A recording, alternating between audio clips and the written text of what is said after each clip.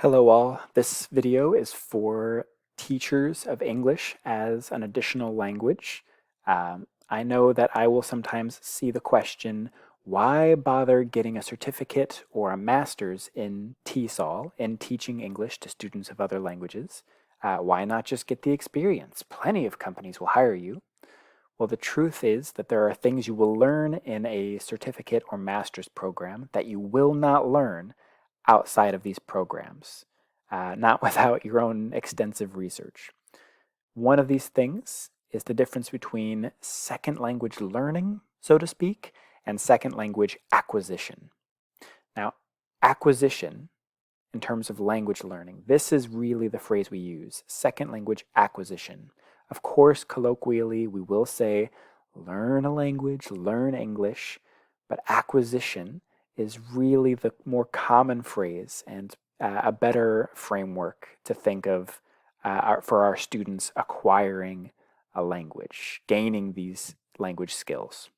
So let's break this down a little bit. The idea of learning a language might have to do with memorizing or storing information in your mind, vocabulary words, grammar structures, different things that you might remember, but not things that are necessarily implicit in your mind.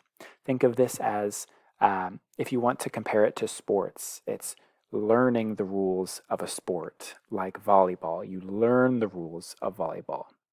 But that's not the same thing as being able to play volleyball. Similar with languages, we don't necessarily learn how to speak a language. We acquire skills.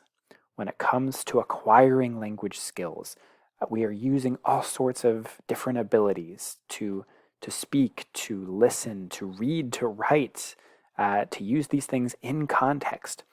Language is not something you memorize and then just, pull out every once in a while.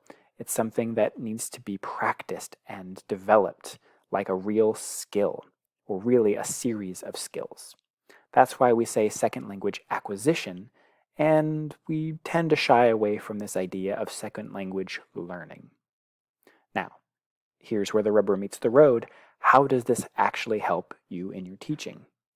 Well, this is a way to reframe your understanding of your position as a teacher. You are not handing out just a list of words for your students to memorize and expect them to reproduce at a moment's notice. You need to train them like a coach, the way a music teacher will teach skills, not just say, okay, memorize this piece. Memory is a part of it, but there's so much more to it. It is a much more complex feature. That is why we say second language acquisition. Rethinking your own teaching as being something that you train your students to do rather than simply having them do rote memorization of a language will help you better understand what is happening in the minds of your students as they, so to speak, learn. I hope this has been helpful. I hope this helps inspire and encourage you to get your certificate or degree in TESOL. Of course, I recommend the program at Cal State LA. They have a master's program as well as 2 certificate programs. And of course, it is where I am receiving my master's. So I highly recommend it. But to all the aspiring and current teachers out there who have not yet taken that path, that is my recommendation for you. I hope to see you again in another video.